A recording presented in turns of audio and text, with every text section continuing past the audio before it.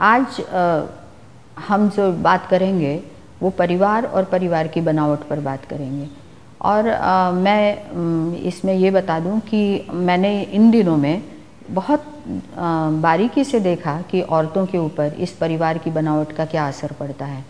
एक रेखाएं, उनकी चिंता की रेखाएं, या फिर कहिए कि औरतें काफ़ी वो जो एक दुय्यम दर्जे का नागरिक बन कर के जीती हैं अपने परिवार में, बाहर भी, तो उस स्ट्रेस के चिन्ह उसके चेहरे पर दिखाई देते हैं। मैं पहचान लेती हूँ उनको, क्योंकि मैं ज़रा ज़्यादा संवेदनशील भी हूँ इस मामले में कि औरतें दुय्यम दर्जे का ये नहीं जिए।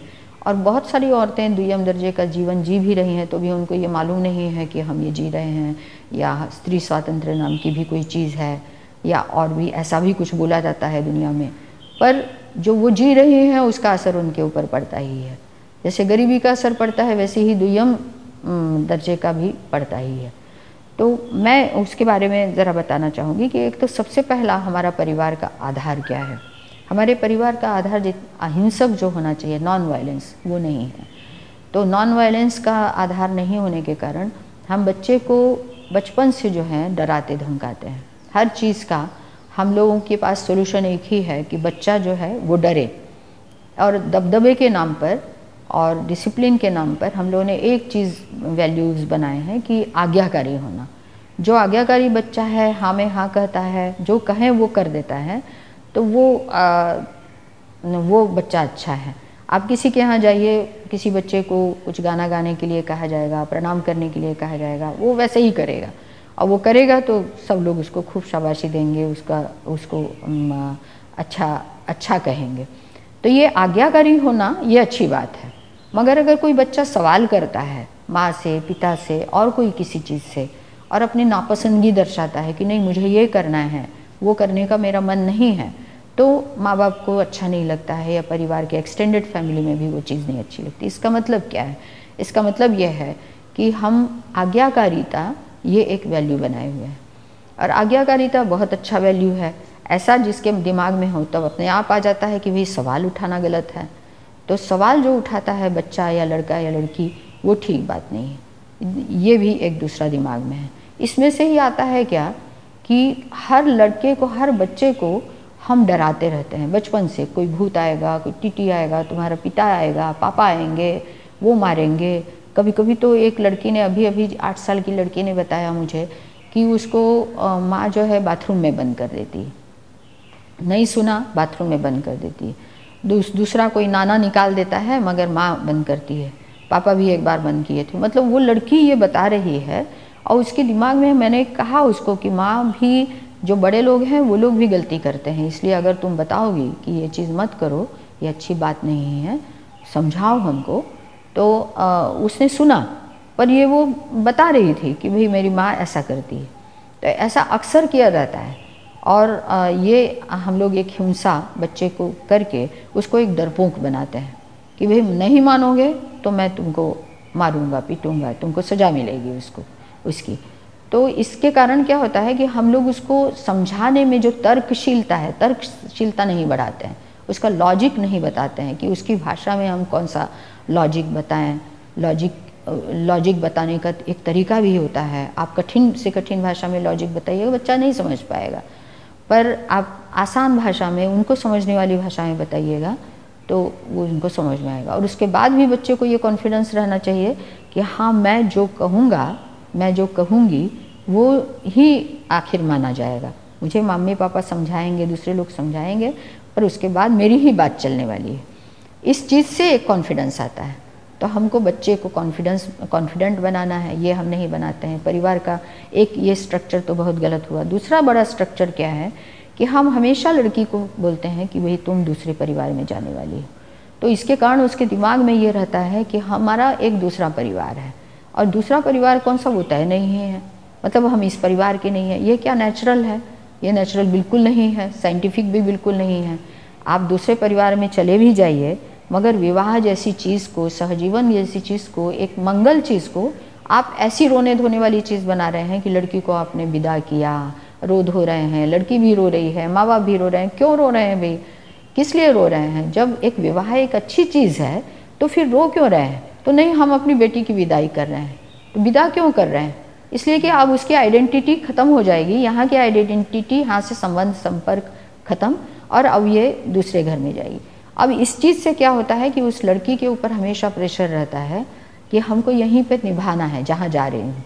अगर मैंने अपना खुद की पसंद से शादी की तो ये भी चीज़ माँ बाप को अच्छी नहीं लगेगी, क्योंकि उनको लगेगा, उनके अहंकार को ठेस लगेगी कि हमने अपने से तय किया।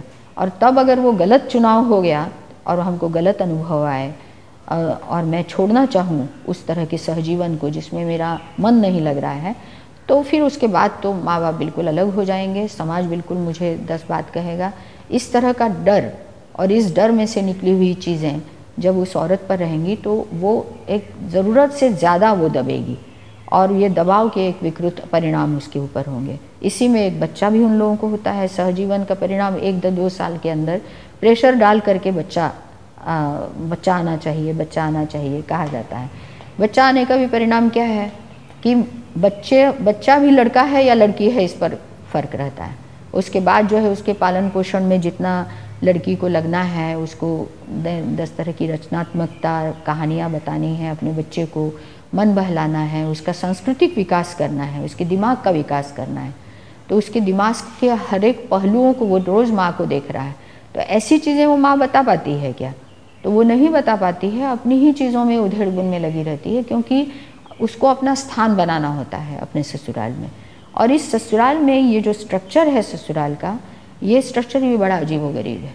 ये इसमें एक ननद होती है, साथ में कुछ ये होती हैं जो पति के भाई की जो पत्नियां होती हैं, उनके साथ कंपटीशन रहती है। और इनका सब ये लोग क्या देखते हैं कि ये लड़की किस परिवार से आई, ये बिहेवियर कैसे कर रही है, ये कितना सामान लाई है, इसके परिवार के लोग कितने अमीर हैं, ये कितनी सुंदर है, इसको बेटा हुआ या बेटी हुई, इस सब के आधार पर इसका पति कितना कमाता है, इस सब के आधार पर उस लड़की का मूल्यमापन होता है। मैंने अक्सर अपने टोले में भी, बिहार में और अन्य जगहों पर देखा है कि इस सब में एक अच्छी से अच्छी लड़की, बहुत ही सुंदर, बहुत ही काबिल लड़कियां भी, वो 25-30 साल की, 35 साल की उम्र में इतनी थक जाती हैं, कई बार जो है पागलपन के दौरे उनको पड़ जाते हैं। और ये इसका कारण केवल यह है कि हमने समाज व्यवस्था ऐसी बनाई है जो बहुत ही शोषणकारी है, पुरुष प्रधान समाज व्यवस्था है, जिसमें हमने औरतों को भी एक इंस्ट्रूमेंट बनाया है। और जब उम्र दराज होती हैं 40 साल के ऊपर औरतें, उसके बाद भी उन लोगों का शोषण खत्म नहीं होता है। उनको ये काम दिया जाता है कि तुम लोग निगरानी करो नई पुतोह का।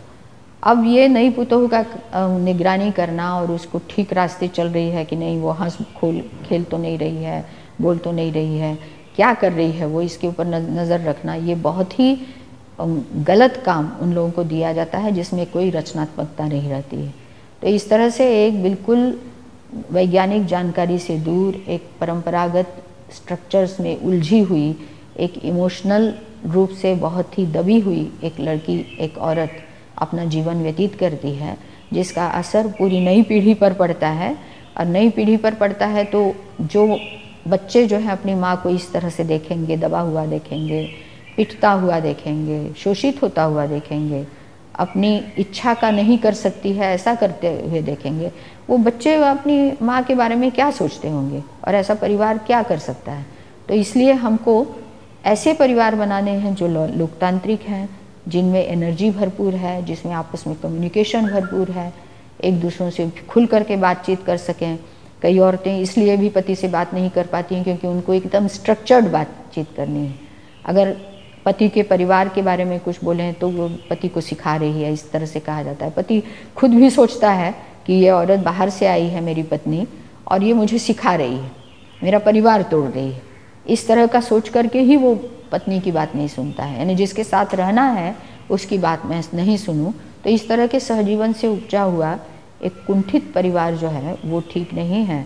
और हम लोगों को इसमें एक बराबरी लानी होगी, एक मुक्त कम्युनिकेशन लाना होगा और बच्चों का एक्सप्रेशन बढ़े, इस तरह से उनको एक स्वतंत्र व्यक्तित्व बना करके बच्चों से हम लोगों को बात करनी होगी।